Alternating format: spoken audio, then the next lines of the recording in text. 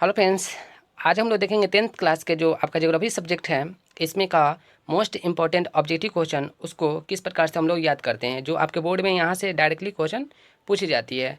संभावना रहती है कि आपके बोर्ड में जो है ना ज्योग्राफी से 7 से 8 नंबर का डायरेक्टली ऑब्जेक्टिव क्वेश्चन ही पूछा जाता है। तो आप लोग धैर्य बना के रखिएगा और वीडियो को पूरा कंटिन्यू देखिएगा और मेरे साथ साथ अपना स्कोर भी देखते चलिएगा कि आपने कितने स्कोर किया है। चलिए, पहला प्रश्न आपके स्क्रीन पे है कि कोयला किस प्रकार का संसाधन है। आपको बताना है कि कोयला जो है किस प्रकार की संसाधन है। पहला ऑप्शन है अनवीकरणीय, नवीकरणीय और जैव, और लास्ट में आपका है अजैव। तो आपको आंसर लगाना है ऑप्शन नंबर ए में। कोयला जो है आपका अनवीकरणीय संसाधन है। ठीक है, अनवीकरणीय संसाधन वैसे संसाधनों को कहते हैं जो इन फ्यूचर वो कभी ना कभी जा करके वो खत्म हो जाएगी। तो कोयला एक दिन ऐसा आएगा जो कोयला आपके पृथ्वी से खत्म हो जाएगी। नवीकरणीय संसाधन उसको बोलते हैं जो कभी भी खत्म नहीं होने वाली। जैसे नवीकरणीय संसाधन का मतलब हो गया आपका सूर्य, सूर्य का प्रकाश जो होती है ना आपका नवीकरणीय संसाधन में आते हैं। चलिए हम लोग प्रश्न नंबर 2 की तरफ जाते हैं। प्रश्न नंबर 2 बोल रहा है कि सौर ऊर्जा निम्नलिखित में से कौन सा संसाधन है। तो अभी जस्ट बताएं हम सौर ऊर्जा जो है आपका किस संसाधन में हम इसको रखेंगे। तो आपका आंसर हो जाएगा ऑप्शन नंबर बी, पुनः पुण्य योग। ये जो है आपका ना ये रिपीटेड होती है। ठीक है, हम लोग सौर ऊर्जा का भी प्रयोग करते हैं क्योंकि दिन में है जो है सूर्य ऊर्जा मिलती है, रात में ख़त्म हो जाती है, फिर से हम लोग उसी सूर्य ऊर्जा से हम लोग क्या एनर्जी को गेन करते हैं। ठीक ना, तो इस चीज़ को आप लोग याद रखिएगा। सूर्य जो है आपका किस में आती है, पुनः पूर्ति योग्य संसाधन में आती है या फिर नवीकरणीय संसाधन में। अगला क्वेश्चन है आपका क्वेश्चन नंबर 3 बोल रहा है तट रेखा से कितने किलोमीटर के क्षेत्र की सीमा अपमर्जक अधिक क्षेत्र कहलाते हैं, आर्थिक क्षेत्र कहलाते हैं। तो आपको आंसर लगाना है option number A B C D. आपका आंसर राइट क्या होगा, आपका आंसर जो है आपका राइट हो जाएगा ऑप्शन नंबर बी। ठीक है, 200 किलोमीटर आपका राइट आंसर हो जाएगा। ठीक है ना, तो आपको क्या करना है मेरे साथ साथ अपना स्कोर भी देखते चलना है कि आपने जो है ना कितना स्कोर किया है। चलिए, प्रश्न नंबर 4 बोल रहा है कि डाकू की अर्थव्यवस्था का संबंध है। डाकू का जो है अर्थव्यवस्था का संबंध किससे है, संसाधन संग्रह से, संसाधन के विदोहन से, संसाधन के नियोजन दोहन से, इनमें से कोई नहीं। तो आपको आंसर लगाना है कि डाकू जो होते हैं डाकू की अर्थव्यवस्था का संबंध किससे है, तो संसाधन के विदोहन से। ठीक है, किससे है, तो संसाधन का विदोहन। ऑप्शन नंबर बी आपका राइट आंसर हो जाए, ऑप्शन नंबर बी।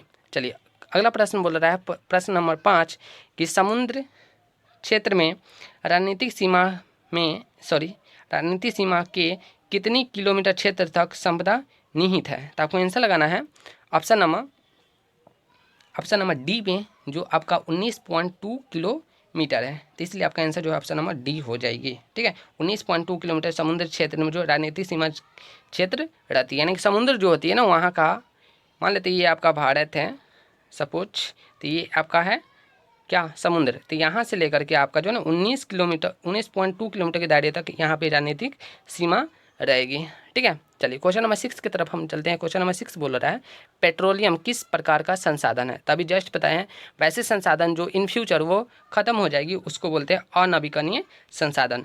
नवीकरणीय संसाधन किसको बोलते हैं, जो कभी भी खत्म नहीं होगी। चलिए क्वेश्चन नंबर हम लोग चलते हैं। क्वेश्चन नंबर 7 बोल रहा है इनमें से कौन मिट्टी सर्वाधिक उपजाऊ है। तो देखिए एक चीज़ आप लोग याद रखिएगा, सबसे ज़्यादा जो उपजाऊ मिट्टी होती है ना उसको क्या बोलते हैं हम लोग, उसको बोलते हैं जलोढ़ मिट्टी। तो आपका आंसर हो जाएगा ऑप्शन नंबर डी, जलोढ़ मिट्टी। ठीक है, चलिए क्वेश्चन नंबर 8 की तरफ चलते हैं। क्वेश्चन नंबर 8 बोल रहा है कि काली मृदा का दूसरा नाम क्या है। तो काली मृदा का दूसरा नाम जो है आपका रेगुड़ मिट्टी है।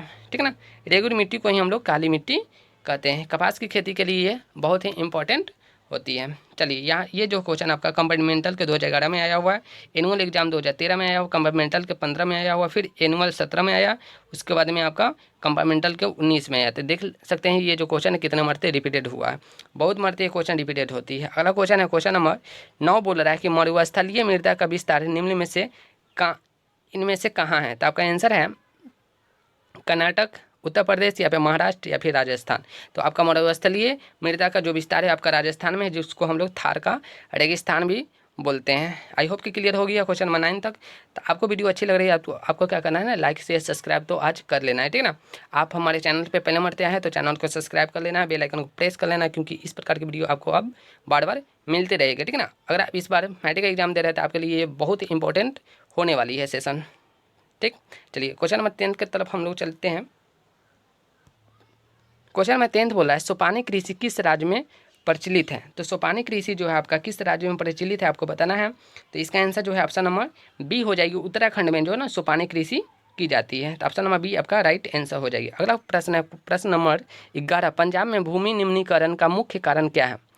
भूमि निम्नीकरण का मुख्य कारण आपको बताना है कि पंजाब में जो है क्या इसका कारण होता है।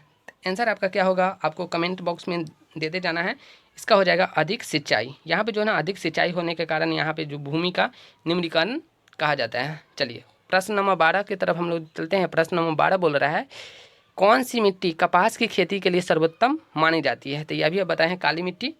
अभी बताए हैं जस्ट आपको काली मिट्टी को ही बोला जाता है कपास की खेती के लिए सर्वोत्तम इसको माना जाता है। ठीक है, बहुत इंपॉर्टेंट होती है काली मिट्टी आपकी कपास की खेती के लिए। 13 नंबर प्रश्न बोल रहा है कि भारत में लगभग कितने करोड़ हेक्टेयर भूमि का क्षरण हो चुका है। आपको बताना है इसका आंसर राइट क्या होगा। ऑप्शन नंबर आपको देना है सी में आंसर 13 करोड़ हेक्टेयर में जो है आपका ना क्या हो चुका है तो भूमि का क्षरण हो चुका है, यानी कि उछाड़ीय भूमि हो चुका है। अगला प्रश्न है प्रश्न नंबर 14।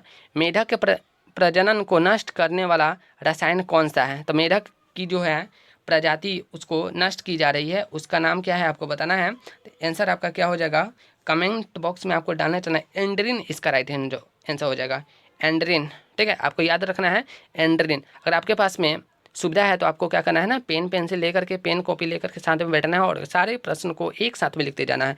मेरे बोलने से पहले आपको क्या करना है ना स्क्रीन को रोक रोक करके क्या करना है वीडियो को रोक करके आपको क्वेश्चन सारे को लिखते जाना है, उसका आंसर भी लिखते जाना है। इन फ्यूचर आपको ये काफ़ी बेनिफिट देने वाली है। प्रश्न नंबर 15 की तरफ देखते हैं। प्रश्न नंबर 15 बोल रहा है कि देश के बांधों को किसने भारत का मंदिर कहा है। तो देश के बांध जो है ना उनको भारत का मंदिर किसने बोला है। तो आपको आंसर लगाना है ऑप्शन नंबर डी में पंडित जवाहरलाल नेहरू जो है ना देश के जितने सारे बांध है, बांध मतलब क्या होती है वो जो नदी पे बनाया जाता है ना बांध पानी को रोकने के लिए उसको बोला जाता है बांध। तो ये आपका आंसर हो जाएगा option number D Pandit Jawaharlal Nehru.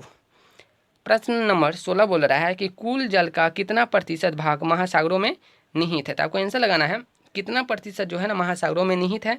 तो इसका आंसर क्या हो जाएगी आपको खुद लगाना है 95.5% जो है आपका ना ये आपका महासागर में, यानी कि 4.5% जो है ना आपका नदी जल नदी वाली पानी है आपको पीने लायक है। ठीक है, उसमें से भी आपका 1% ही मात्र बचता है आपको शुद्ध पानी जो हम लोग यूज करते हैं। चलिए प्रश्न नंबर 17 की तरफ चलते हैं। प्रश्न नंबर 17 बोल रहा है बृहत क्षेत्र में जल की उपस्थिति के कारण ही पृथ्वी को कहते हैं। बृहत क्षेत्र में जल की उपस्थिति के कारण ही पृथ्वी को क्या कहते हैं। उजला ग्रह, नीला ग्रह, हरा ग्रह या फिर लाल ग्रह। सबको पता है कि इसको हम लोग क्या बोलते हैं।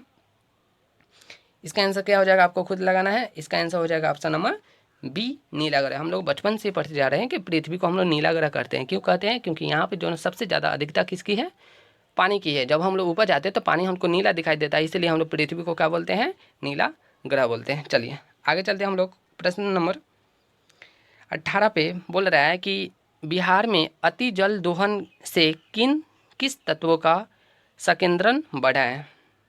आपको आंसर लगाना है बिहार में अति जल दोहन के कारण किस तत्व का संकेंद्रण बढ़ा है। तो आपका आंसर हो जाएगा ऑप्शन नंबर सी हो जाएगा आपका आर्सेनिक।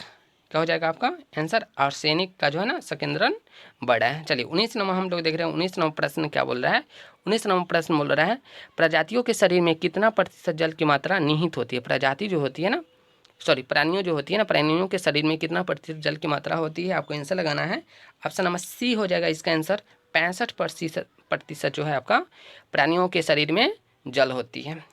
राइट, चलिए प्रश्न संख्या हम लोग 20 को देख रहे हैं।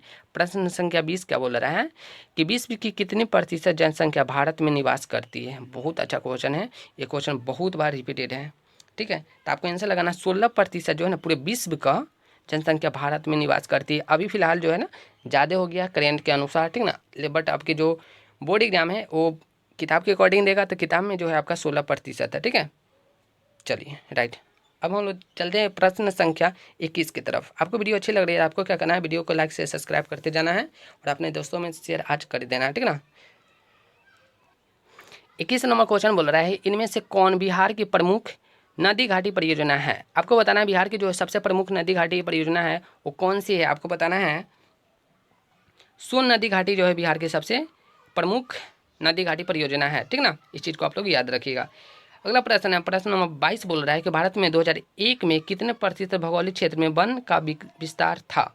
आपको बताना 2001 में, ठीक है ना, कितना प्रतिशत जो है ना आपका वन का विस्तार था। तो आपका आंसर हो जाएगा ऑप्शन नंबर बी 19.27%, ठीक है, 19.27% जो है आपका 2001 में वन का विस्तार क्षेत्र था, ठीक है। क्वेश्चन नंबर 21 बोल रहा है कि वन स्थिति रिपोर्ट 2005 के अनुसार भारत में वन का विस्तार है। 2005 के अनुसार आपको बताना है, वन विभाग के द्वारा जो रिपोर्ट जारी किया जाता है उसके अनुसार भारत में वन का विस्तार कितना प्रतिशत में है। तो आपको आंसर लगाना है ऑप्शन नंबर ए में 20.60% भौगोलिक क्षेत्र में जो है ना वन का विकास है। पूरे भारत का बात हो रही है, ठीक ना।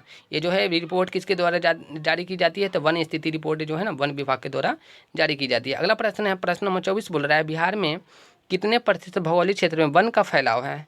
अभी जस्ट हम लोग पढ़े हैं बिहार में जो है वन का फैलाव कितने में है। तो अभी आप जस्ट आंसर लगाए हैं, सॉरी अभी जो आप लगाए हैं ना 2001 का बात किया गया था, वर्तमान में पूछा गया है वर्तमान में जो है ना फैलाव कितना में है, तो 7.1% है, ठीक है। 7.1% जो है अभी वर्तमान में है। 2001 में कितना था, तो 19.27% था, ठीक है। चलिए प्रश्न नंबर 25 की तरफ चलते हैं। पूर्वोत्तर राज्यों के 188 आदिवासी जिले में देश के कुल क्षेत्र का कितना प्रतिशत वन है। हमको बताना है कि पूर्वोत्तर राज्य के 188 आदिवासी जिले में देश के कुल क्षेत्र का कितना प्रतिशत वन है। तो आपको आंसर लगा देना है ऑप्शन नंबर डी में 60.11%, ठीक है। तो आपका आंसर हो जाएगा ऑप्शन नंबर डी। आज के लिए हम 25 प्रश्न ही छोड़ते हैं और अगले वीडियो में हम देखेंगे 26 से लेकर के 50 तक, और इसमें जितने सारे इंपॉर्टेंट क्वेश्चन सारे को कवर करेंगे। तो इसके लिए आपको क्या करना है ना, इसके लिए आपको क्या करना है, चैनल को सब्सक्राइब कर लेना है, बेल आइकन को प्रेस करना लेना है, ठीक है। Thank you.